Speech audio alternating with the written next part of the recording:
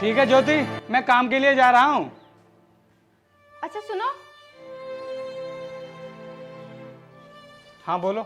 मैं बहुत दिनों से तुमसे कुछ बात कहना चाह रही थी। मैं भी पढ़ना लिखना चाहती हूँ और कुछ बनना चाहती हूँ। देखो ज्योति, हम छोटे लोग हैं और वैसे भी हमारी शादी हो चुकी है, और अगर तुम इस समय पढ़ाई करोगी तो लोग क्या कहेंगे तुम्हारे बारे में। बस इसी बात से तो दुखी हूँ मैं। सबसे बड़ा रोग, क्या कहेंगे लोग। अरे लोगों का तो काम है कहने का, और उनका मुंह तो तब बंद होगा जब मैं कुछ बन जाऊंगी। ये तो तुम बिल्कुल ठीक कह रही हो, लेकिन तुम तो ये भी जानती हो कि मेरी ना 4th क्लास की जॉब है और उसमें सैलरी कुछ ज़्यादा नहीं मिलती है, तो मैं तुम्हें कहाँ से पढ़ा सकता हूँ। तुम चिंता मत करो, हम खर्चा मैनेज कर लेंगे, और तुम्हारा मेरी पढ़ाई पर लगाया हुआ पैसा वेस्ट नहीं जाएगा। बस तुम मेरा साथ दो। ज्योति, अगर ऐसी ही बात है तो मैं तुम्हारे साथ खड़ा हूँ। तुम बस पढ़ाई करो, सारा खर्चा मैं उठा लूँगा, और फिर चाहे तुम्हें पढ़ाने के लिए मुझे कुछ भी करना पड़े। थैंक यू आलोक, जब तुम मेरे साथ हो तो मुझे कोई प्रॉब्लम नहीं आएगी। मैं अपनी इस नौकरी के साथ साथ दूसरा काम भी करूँगा, दिन रात मेहनत करूँगा, लेकिन हाँ, तुम्हें ज़रूर पढ़ाऊँगा। ठीक है, अब तुम काम पे जाओ।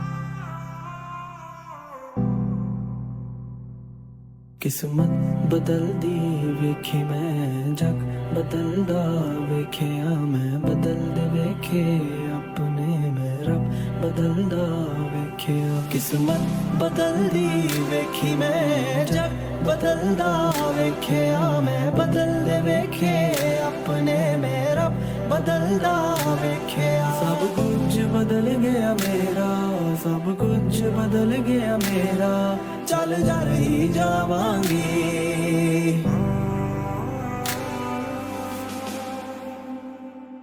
जे हुन तू भी बदल गया मैं ते मर ही जावांगी जे हुन तू भी बदल गया मैं ते मर ही जावांगी जे हुन तू भी बदल गया मैं ते मर ही जावांगी जे हुन तू भी बदल गया मैं ते मर ही जावांगी तू आखिरी उम्मीद मेरी टुट किते जावी ना लुट्टी होई नूवे जानी लुट किते जावी ना तू आखिरी उम्मीद मेरी टुट किते जावी ना लुट्टी होई नूवे जानी लुट किते जावी ना मैं झूठ बदलदा वेखे मैं सच बदलदा वेखे मैं बदलदे पत्थर वेखे ने मैं कच बदलदा वेखे सब कुछ बदल गया मेरा सब कुछ बदल गया मेरा चल जा रही जावांगी। मैडम, हमें 2 साल हो गए एक साथ में रहते हुए, लेकिन आज तक आपने अपने पति के बारे में नहीं बताया कि वो कहाँ रहते हैं और क्या करते हैं। अगर आप मेरे पति के बारे में ना ही पूछे तो ही अच्छा है। क्यों, क्या प्रॉब्लम है? मैं तो तुम्हारा दोस्त हूँ, और वैसे भी मैं तुम्हारे सुख दुख में तुम्हारे साथ खड़ा रहता हूँ और हमेशा साथ खड़ा रहूँगा। फिर मुझसे क्या छुपाना। अगर तुम पूछना ही चाहते हो तो ठीक है, मैं बता ही देती हूँ। मेरे पति 4th क्लास की नौकरी करते हैं और वो गांव में रहते हैं, और उनके साथ मेरी 2 बेटियां भी रहती हैं। ये क्या कह रही हो आप? इतनी बड़ी अधिकारी के पति 4th क्लास की जॉब करते हैं? बस इसलिए तो बताना नहीं चाह रही थी मैं, क्योंकि उनके बारे में बताते हुए मुझे भी शर्म आती है। जरा सोचिए मैडम, जिस इंसान के पास 4th क्लास की जॉब हो और ऐसे सैकड़ों लोग आपके नीचे काम कर रहे हो, तो फिर बताइए आपका क्या स्टेटस रह जाएगा। आपकी बात तो सही है, लेकिन आज मैं जो कुछ भी हूँ वो उन्हीं की वजह से हूँ। देखिए मैडम, ऐसा कुछ नहीं होता है। ये नौकरी आपके नसीब में थी, इसलिए आपको मिल गई। उसने जो कुछ भी किया अपने लालच के लिए किया कि उसकी पत्नी पढ़ लिख कर एक अधिकारी बन जाएगी, तो वो उसका फ़ायदा उठाएगा। लेकिन मैं ऐसा नहीं होने दूंगी। इसीलिए तो कह रहा हूँ मैडम, कम से कम आप अपनी लेवल के बारे में तो सोचिए। कहाँ आप एक एसडीएम और वो सिर्फ नाली साफ करने वाला एक कर्मचारी। इसीलिए तो उस रिश्ते से ज़्यादा मुझे तुम्हारी दोस्ती पर विश्वास है। तो फिर ठीक है, आप मुझ पर ही विश्वास कीजिए, मैं कभी आपको कोई दिक्कत नहीं आने दूंगा, वरना आपको अपने पति की वजह से हर जगह पर शर्मिंदा होना पड़ेगा। आप ठीक कह रहे हो, वो मेरे पति होने के लायक ही नहीं है, क्योंकि उसका लेवल मेरे लेवल से नीचे गिरा हुआ है। हाँ मैडम, एसडीएम होने के बाद भी आप एक सफाई कर्मचारी की पत्नी रहें, तो फिर क्या फ़ायदा आपका एसडीएम होने का। तो फिर ठीक है, मैं 4 दिन की छुट्टी पर घर जा रही हूँ और वहाँ से आकर ही मैं तुमसे इस बारे में बात करूँगी। ठीक है, आप निश्चिंत होकर घर जाइए, लेकिन हाँ मुझे भूल मत जाना। अरे नहीं, मैं आपको कैसे भूल सकती हूँ।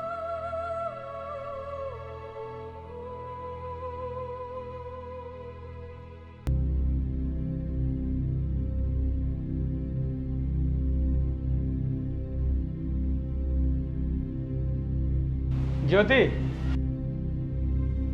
काफी टाइम हो गया है, मैंने तुम्हारे हाथ का बना हुआ खाना नहीं खाया है। तुम ना मेरे लिए खाना बना दो आज। क्या क्या कहा तुमने? एक पीसीएस ऑफिसर तुम्हारे लिए खाना बनाएगी? तुम्हारा दिमाग खराब तो नहीं हो गया है? तुम्हारे जैसी हैसियत के इंसान को मैं अपने नौकर तक नहीं बनाती। ये क्या बोल रही हो तुम मेरी पत्नी हो और इसी हक से मैं तुमसे खाना बनाने के लिए बोल रहा हूँ। आलोक, ये रिश्ता आगे जाकर मुझे बहुत दुखी करने वाला है कि एक सफाई कर्मी मेरा पति है। ज्योति, ये सब तुम मुझे बोल रही हो? मैंने ही तुम्हें यहाँ तक पहुँचाया है, और जब से तुम एसडीएम बनी हो ना, तब से तुम बहुत बदल गई हो। देखो, तुम्हारा और मेरा लेवल ही क्या है, और तुमने मेरे लिए कुछ नहीं किया है। ये नौकरी तो मेरे नसीब की थी जो मुझे मिली। अब मैं तुम्हारी वजह से और शर्मिंदा नहीं होना चाहती।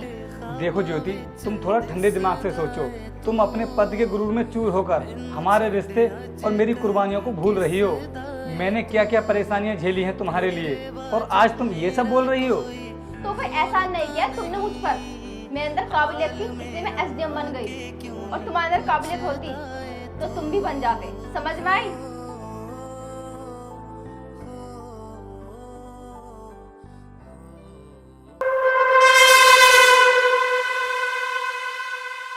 अब ज्योति को कॉल करता हूँ।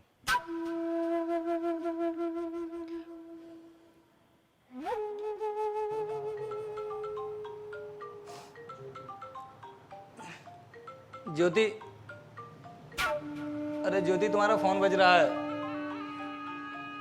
अरे यार, मैं ही देख लेता हूँ किसका फोन है। इतनी रात को कौन परेशान कर रहा है।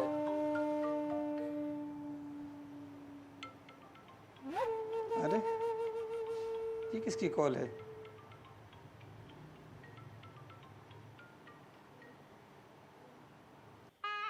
हेलो, कैसी हो मेरी जान? सो गई क्या? अरे कौन बोल रहा है? मुझे लगता है उसका फ़ोन उसके पति के पास है। कौन था ये जो मेरी पत्नी को जान और बेबी बोल रहा था? अरे मुझे लगता है ये ना कोई रॉन्ग नंबर होगा, क्योंकि मेरी पत्नी तो एसडीएम है, उसको कोई जान और बेबी क्यों बोलेगा। खैर छोड़ो। एक काम करता हूँ, मैसेज डाल देता हूँ, जब वो चेक कर लेगी ना तो मुझे कॉल वापस कर लेगी।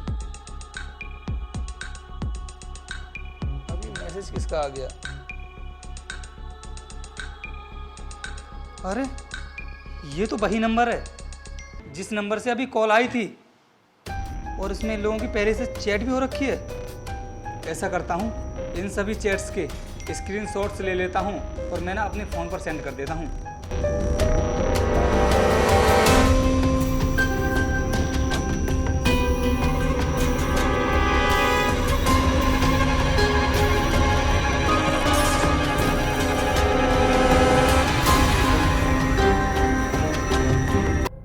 सुनो, मैं पार्टी में जा रही हूँ और खाना मैंने बनाया नहीं है, खुद बनाकर खा लेना। ज्योति, तुम्हारे इन बदले हुए तेवर का राज मैं जान चुका हूँ। क्या जान चुके हो तुम? कौन है वो अधिकारी जिससे तुम फोन पर घंटों बात करती हो और व्हाट्सएप पर चैटिंग करती हो? ये क्या बकवास कर रहे हो तुम? मैं एक एसडीएम हूँ, और एक एसडीएम पे इतने घटिया आरोप कैसे लगा सकते हो तुम? मेरे पास सबूत हैं। ये देखो तुम्हारी चैटिंग के स्क्रीनशॉट्स। अपनी आंखों से ही देख लो।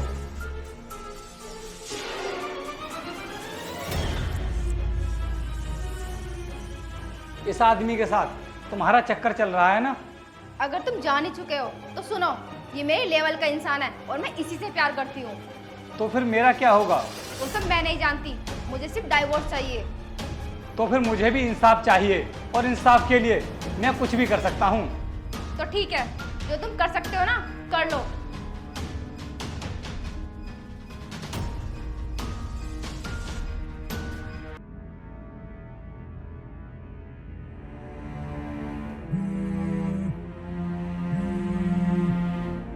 जय हिंद मैम।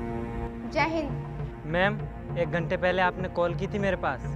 मेरी बात ध्यान से सुनो, मेरे खिलाफ कोई कंप्लेंट करने के लिए आएगा तो कोई भी सुनवाई नहीं होनी चाहिए, वरना तुम अपनी वर्दी खो बैठोगे। आप चिंता मत कीजिए मैडम, आप जैसा कहोगे वैसा ही होगा। इस तरह की कोई भी रिपोर्ट हमारे थाने में नहीं लिखी जाएगी। Very good.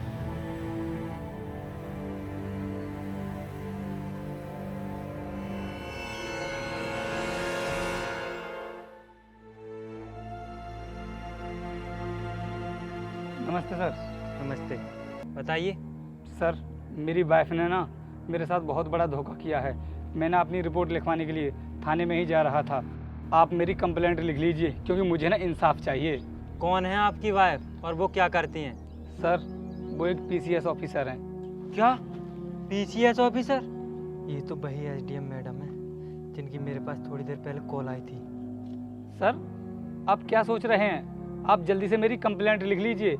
अगर आप यहाँ पर नहीं लिखेंगे ना तो मैं थाने में चलने के लिए भी तैयार हूँ। देखो, इस मामले में हम तुम्हारी कोई हेल्प नहीं कर सकते। सर, आप ही कैसी बातें कर रहे हैं? मेरे पास उसके खिलाफ सबूत भी हैं। तो फिर आप जल्दी से मेरी कंप्लेंट लिख लीजिए, और अगर पुलिस मेरी मदद नहीं करेगी तो फिर कौन मेरी मदद करेगा? आप कितने भी बड़े अधिकारी के पास पहुंच जाओ, लेकिन आपकी सुनवाई कहीं नहीं होगी। यही बेहतर होगा कि आप अपने घर पर जाकर बैठें।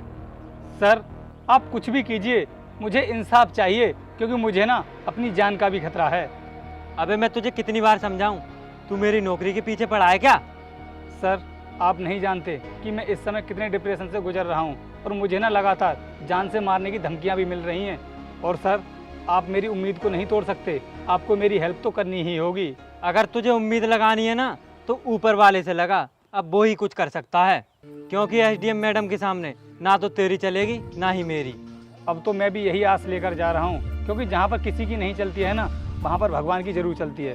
चलता हूँ सर, नमस्ते।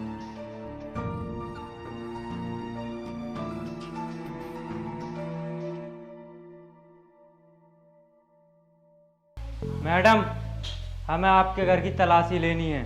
लेकिन क्यों और बात क्या है? मैडम, आप पर रिश्वत लेने का आरोप है। तुम होश में तो हो? क्या बोल रहे हो और किसके सामने बोल रहे हो? मैडम, हम तो होश में हैं। आप हमारे बारे में जानती नहीं हो कि हम कौन हैं। हाँ, कौन हो तुम? हम CBI से हैं। तुम कोई भी हो, लेकिन तुम्हारी हिम्मत कैसे हुई बिना परमिशन के मेरे घर में घुसने की? मैडम, परमिशन तो हमें कोर्ट ने दिया है। ये रहा सर्च वारंट। ऑफिसर, घर की तलाशी लो।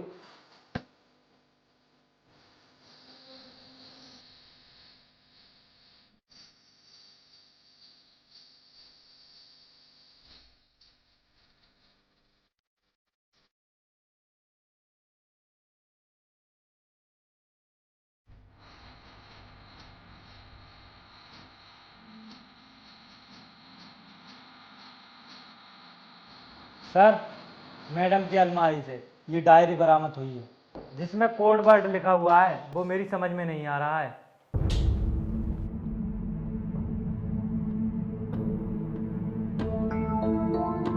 इंस्पेक्टर, तुम नहीं जानते, ये एक सीक्रेट कोड होता है। इसमें T का मतलब 1000 और L का मतलब लाख होता है। और हाँ मैडम, तुम्हें पता है तुम्हारी वजह से कितनी मासूम औरतों की जिंदगी बर्बाद हो चुकी है। मेरी वजह से? मेरी वजह से कैसे? मैडम, मैं बताता हूँ आपके लिए। आपने एक कहावत तो सुनी होगी कि एक मछली पूरे तालाब को गंदा कर देती है। तुम्हारी वजह से उनके पतियों का भी उन पर से भरोसा उठ गया है, क्योंकि वे नहीं चाहते कल उनके साथ भी वही हो जो तुमने अपने पति आलोक के साथ किया है। ये मेरी पर्सनल लाइफ है और मैं इसमें कुछ भी करूं, तुम्हें इंटरफेयर करने की कोई जरूरत नहीं है। मैडम, सैकड़ों औरतों के सपने टूट गए हैं, वो भी सिर्फ तुम्हारी वजह से। जो औरतें अपनी जिंदगी में पढ़ लिख कर कुछ बनना चाहती थी, उन सब की जिंदगी को तुमने बर्बाद करके रख दिया है। होश में रह के बात करो। मैं एक पीसीएस ऑफिसर हूँ। मैडम आप पीसीएस ऑफिसर थी, लेकिन आपको उस पद से हटा दिया गया है। क्या? हाँ, तुमने तो नौकरी के लिए अपने पति को छोड़ दिया था, लेकिन हमारे देश में आज ऐसी भी महिलाएं हैं जिन्होंने अपने पति के लिए नौकरी छोड़ दी। और हाँ मैडम, तैयार रहना, आपके पास बहुत जल्द अरेस्ट वारंट आ जाएगा। चलिए सर, निकलते हैं।